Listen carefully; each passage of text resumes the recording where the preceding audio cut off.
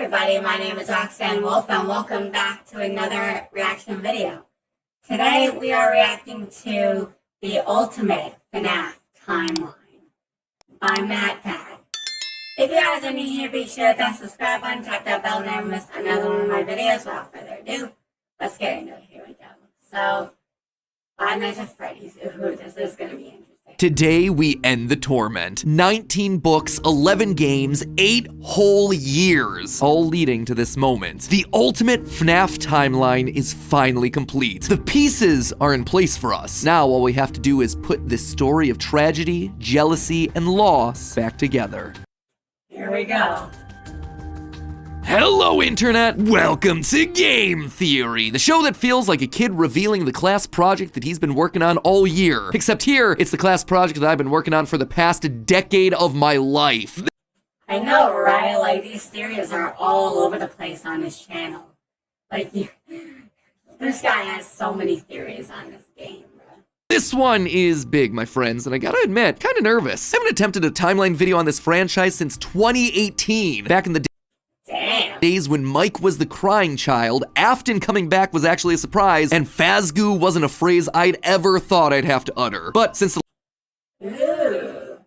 So yeah, back then, the FNaF storyline wasn't as convoluted, and we didn't really know as much about it either. last time I did something like this, we've had 3 more massive games, the death and revival of the FNaF movie, and more robot kids than you can shake a staff bot at. It is exhausting trying to keep track of this whole franchise, which honestly is why I'm here today. The lore at this. The lore! Oh my goodness. Yeah, totally. This point is complicated. It is full of That's what I was saying. speculation and theory. So to hopefully make it a little easier for everyone and to give us all a baseline to talk about this franchise moving forward into the future, it's time to reveal my current working FNaF timeline. Okay. Fair enough. I guess we're about to see his Ultimate FNaF timeline for 2023. But just before I do, I just want to explain a couple of things. First, this timeline is massive. Seriously, it is huge. This thing towers over any video project we have ever done on the channel. But when you look... Yeah, that's just crazy. Wow. That's insane. Look at the totality of this franchise, the story of FNaF really boils down to the story of one man, William Afton. His successes, his failures, his rise to becoming co-owner of one of the most successful restaurant franchises in the world, and his eventual fall to the monsters he helped to create, only to then be reborn in a new digital form later. That's why I've decided to split this timeline into 3 main chunks. The foundation of Freddy's, how the business started and how it came into being, the Oh, that is going to be interesting. Okay, let's find out what he does here. Afton era, William's decades-long murder spree, and post-Purple Guy. Basically modern FNaF. Everything that happened. Okay, yeah, see, okay. Yeah, we haven't seen many FNaF timelines, like, type videos like this. So, I'm glad we're finally getting another one, and yes, Purple Guy is gonna have to be involved because, you know, he's Purple Guy, he's literally the main villain in all these games. Except for maybe Security Breach, where Vinny's the main villain, but you know, Afton had something to do with it, so. After the Pizzeria Simulator fire. And because there are lots of new big revelations in this thing that seemingly come out of nowhere, as well as just points I want to talk about further, I decided to dedicate 1 episode to each chunk. I originally wanted it to be. So far, he's only done 2 episodes at the time we're recording this, but hopefully the 3rd one will be out soon.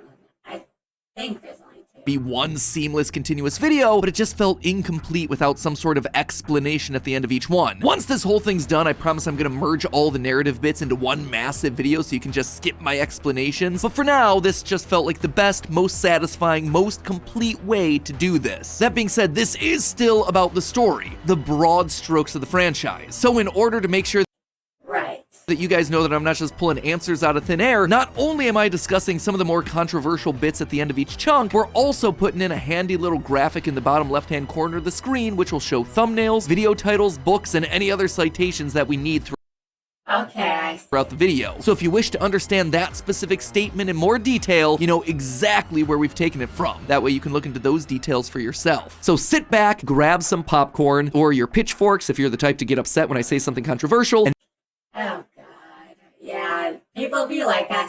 times. Make sure that you subscribe, since this is going to be a video that you're going to want to come back to a few times in order to fully dissect. Without any more waiting, Well, we're only doing this reaction once, so I guess let's just get straight into it. present to you the story of a loving, obsessive father who slowly descended into madness, and along the way, discovered the secret to eternal life. Which is crazy. Chapter 1, Foundations of Freddy's. Woohoo. Alright, let's get into it. Let's get into it, shall we? Our story begins not in the 1980s, or even in the 1970s, but all the way back in the 1930s.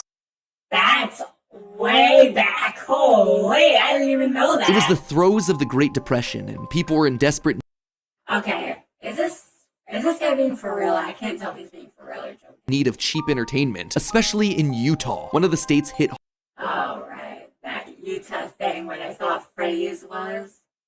I remember that.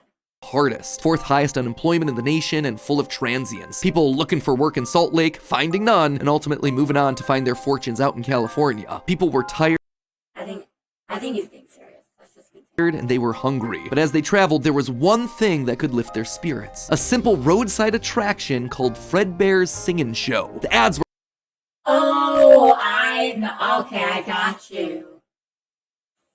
Oh, yeah, I see.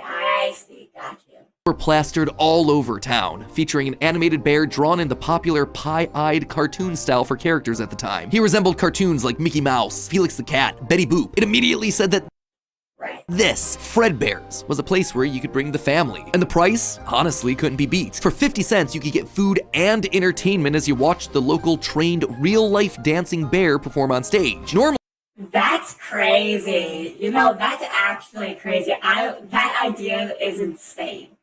You know, I can't believe people haven't heard of this until recently. Well, because, you know, of the poster and shit. But, wow, that's crazy. you only got to see dancing bears at large traveling circuses like Barnum and Bailey, where the tickets would go for about $1. That's $1 without food. But this was a smaller show, like the type from the Vaughn Brothers or the Robbins. Yeah, prices were really low back then. But nowadays, inflation hit, and oh my goodness, prices are high AF. Brothers, where tickets would sell for just a mere 50 cents. Watching that bear do tricks on stage brought a glimmer of joy at a time when so much was wrong with the world. The simple show would go on for years, bringing happiness to hundreds of travelers passing through looking for a quick meal. But it left a permanent impression on one little boy, capturing his imagination in a way that nothing else had. One little boy named Billy. That was his nickname at least, but his parents like to call him William Afton. The Wow, I love this so far. bear could dance, it could sing. For decades, William dreamed of recreating that moment of bringing a musical bear to life, but how? William was smart, without a doubt, and he had a keen mind for business, but For real. he wasn't the most creative. How do you make a singing, dancing bear come to life? The best he could do was using rudimentary costumes. William was inspired by the work of Walt Disney, who throughout the 50s and 60s was pioneering the use of mascot suits throughout his theme park. The big innovation? Suits with 5 fingers. This allowed the performers wearing the suits to use their natural arms and hands This is where the Springlock suits come in. Okay, yes, this is where the Springlock suits come in. Gotcha. to interact with the guests, as opposed to the older models where the arms would just hang limply by their sides. Finally, with a simple mascot suit, he would be able to realize his childhood dream. He would be able to bring Fredbear to life. To appeal to the kids, and for copyright reasons, he changed Fredbear from a realistic brown animal to a cartoonish yellow bear with a purple hat and bow tie. But feeling like one character wasn't enough, he added another friend, a yellow rabbit with a purple vest and matching tie named Bonnie the Bunny. Well, Oh, yes. Fredbear was certainly his first love. Bonnie was extra special because that was his. It was an original Wow. character that he had created from scratch. And I do mean That is true. scratch. William's hand-sewn costumes were rough, with seams and stitches visibly showing, but it was the best that he could do. And you know what? It was just enough. Bonnie and Fredbear would perform on stage to small but enthusiastic crowds. Finally, he was able to deliver fantasy and fun to all the kids, delighting and inspiring them in the exact way that he had been delighted and inspired so many years ago. And That is so true. things could have ended there. That could have been the end to his story. It could have been perfect had it not been for one thing. Other people saw the success of his idea and they wanted in. Enter Chica's Party World, a rival restaurant starring performing animal characters. His So damn, that's crazy. idea, except they did it better. William may have been the first, but obviously he wasn't the best. It hurt the prideful William Afton to admit it, but Is that why he started murdering children? Wow, this has me intrigued. Then again, the Five Nights at Freddy's storyline always had me intrigued.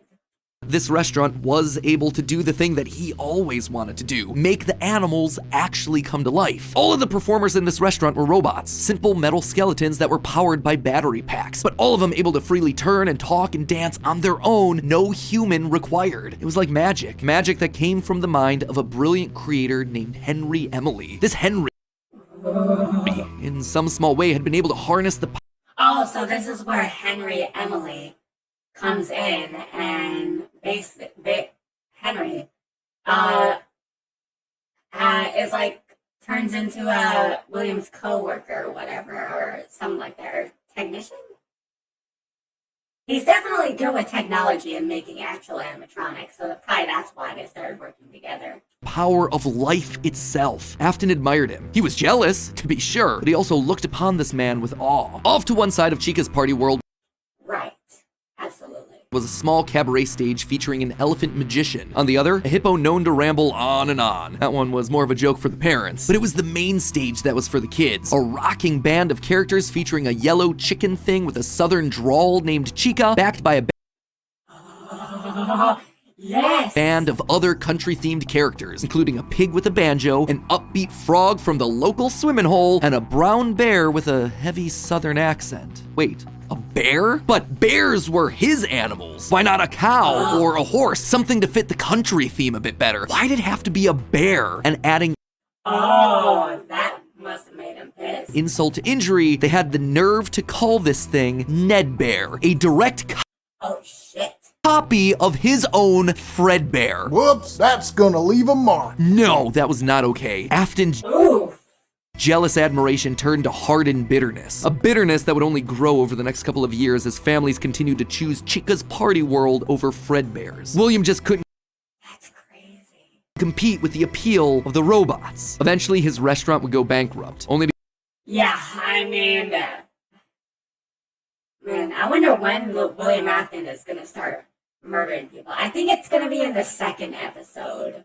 I am going to do one episode at a time per video, just so we don't like do too much in just one single video. Plus, the video would be way too long if we did like all the videos at once. So. get bailed out by, of course, Henry Emily. Another insult, another humiliation that William wouldn't soon forget. 1979. Despite being bitter, Afton couldn't deny that what came next was a period of massive success and expansion. With the two franchises now merged into one, it was the best of both worlds. Afton's ideas with Henry's robotic expertise. The two men decided to launch under a new name, Fredbear's Family Diner, a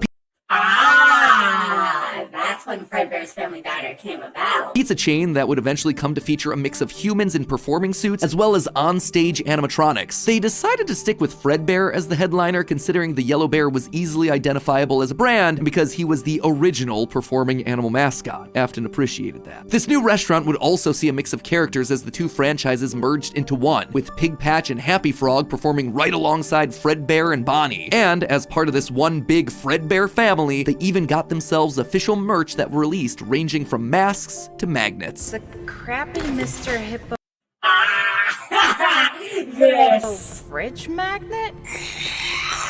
Sorry, Gregory. That said, not all the characters were winners. The reception to some characters was just mediocre, so they faded away into the dumpster, storage units, and retro budget tech stores of lost nostalgia, waiting for their chance to step back into the limelight if and when a headliner went out of commission.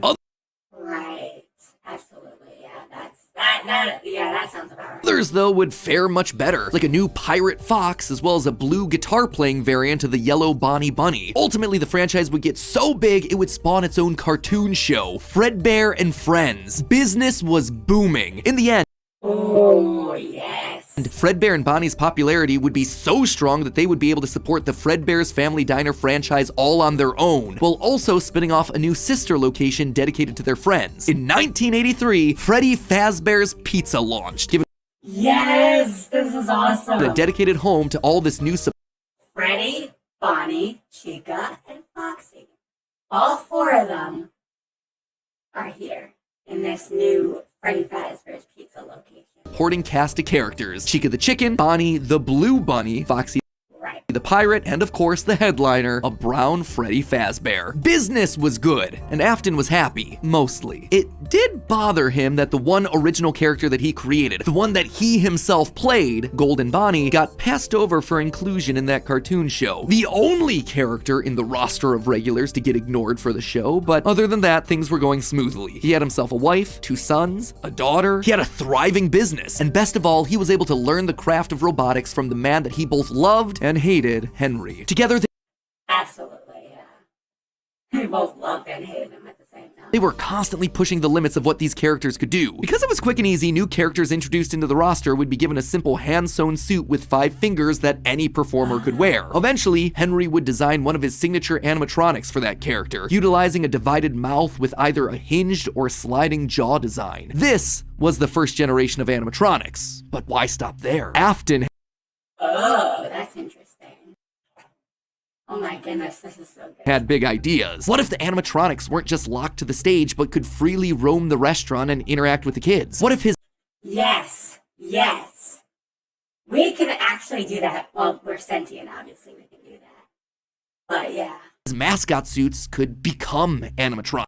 us Glamrocks are very sentient, so we can obviously roam around the building if we wanted to. What if you could use more than just Hello, I'm literally in my room right now just recording a video for you guys. rigid metallic skeletons? Why not experiment with tubes and wires that would give the animatronics fluidity and flexibility while still providing structure? The possibilities for this technology were endless. Afton fell in love with robotics. He had started with a dream of bringing one simple singing bear to life, but with robots, he had stumbled across the tools that gave him the ability to control life itself. And I don't know about that much, but yeah. thanks to Henry, he was practically speedrunning his way to an engineering degree. And while William wouldn't admit it out loud, one other thing that kept pushing him forward was the desire to beat his former rival, to prove himself smarter and more capable, to surpass the man who I was stupid. everyone else considered to be a visionary genius. But pride cometh before the fall, and tragedy was about to strike. Yeah, it was bound to happen. Okay, so that brings us to the end of part 1 of the story. That said, at the end of each of these chunks, I want to break down some of the logical leaps that I made, since the more narrative format doesn't give me much of a chance to justify a lot of the big decisions. And admittedly, there are some large leaps in here. Let's just start off with Fredbear's Sing and Show, shall we? We know, based on the retro poster that was hidden in Security Breach, that at least at one point, Fredbear was an actual bear.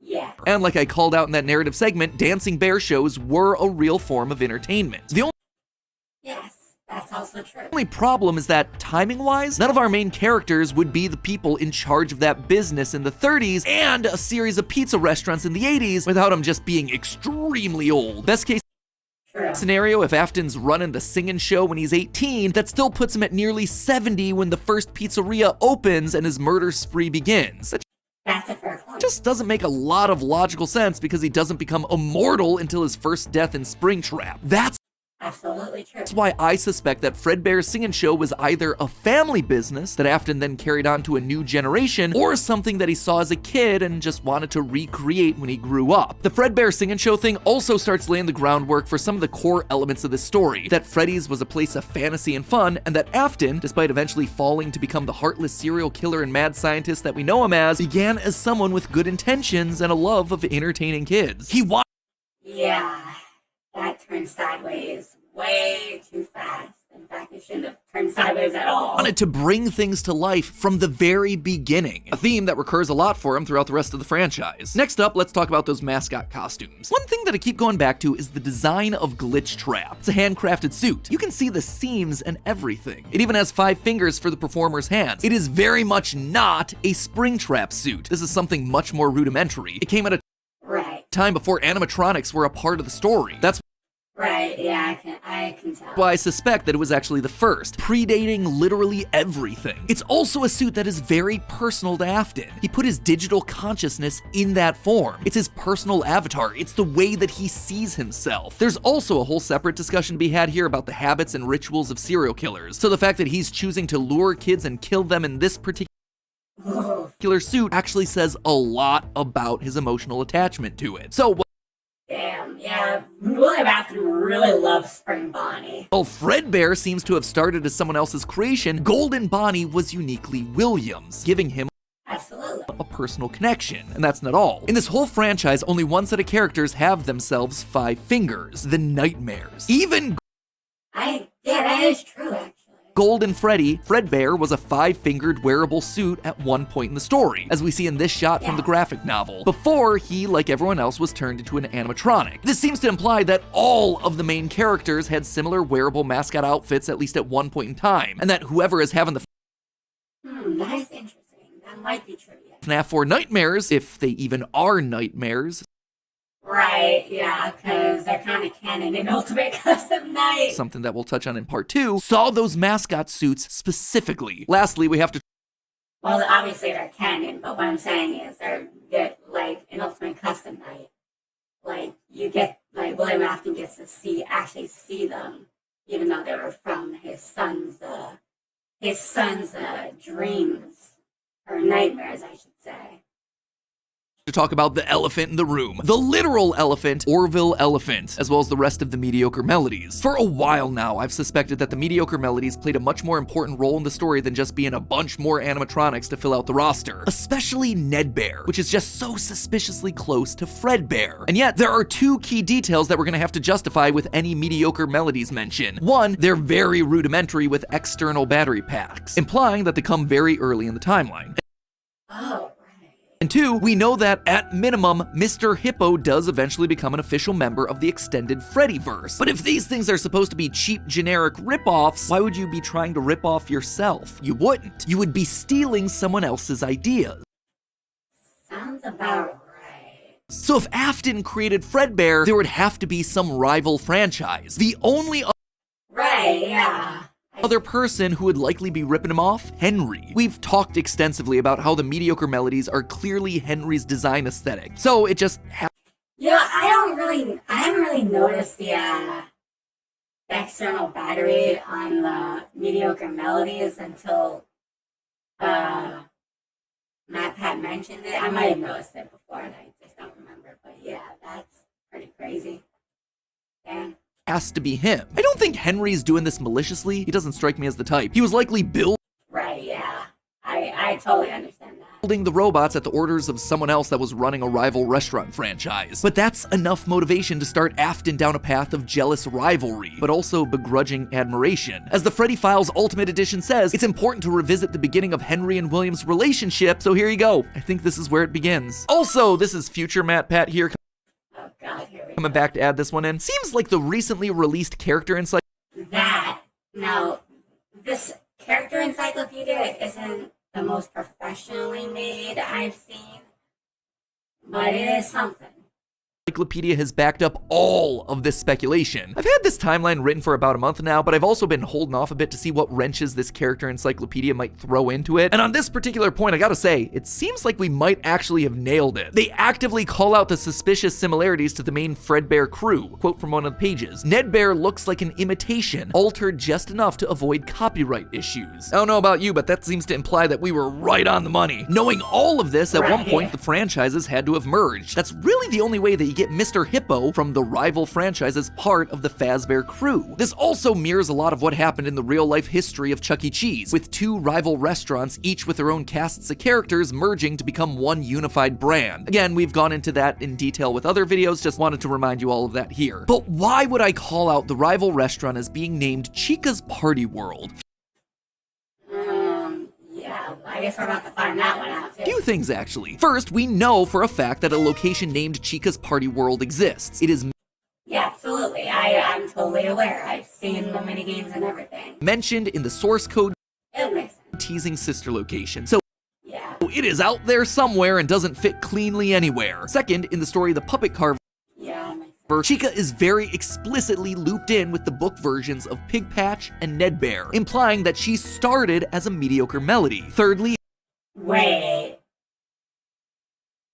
For real? She started as a mediocre Melody? That's crazy. her design just fits better with a theme of down-home country animals with southern accents playing the banjo and eating with bibs. And with Fair enough. her being the headliner of the show with her name on the restaurant, it would make sense then that when the restaurants merged, she was the one that was added to the main cast of characters while all the other mediocres faded away. It's also why when Freddy's closes after William's killing spree, she's the one to branch back off into her old franchise and is therefore missing in Sister Location, a detail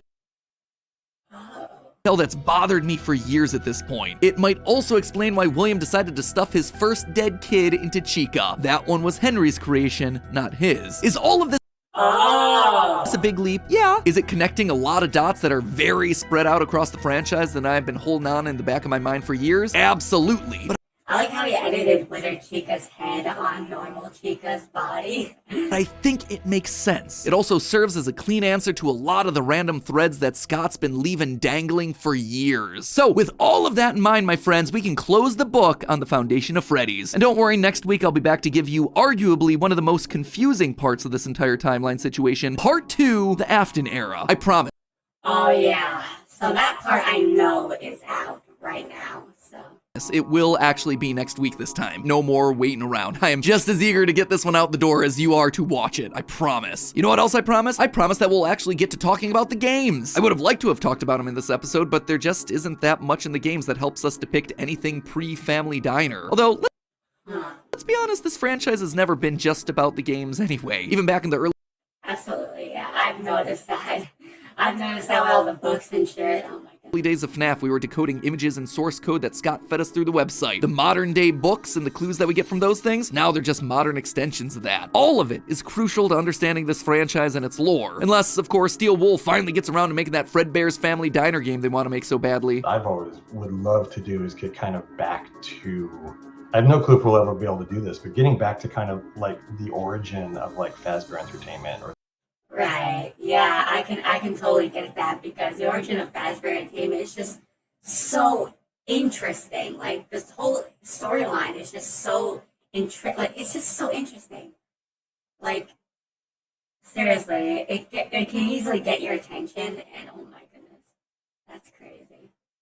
the origin of Freddy Fazbear. But in the meantime, while we wait for that inevitably cryptic game, I hope that this start to the timeline helps to fill in some of those gaps. I'm excited Absolutely.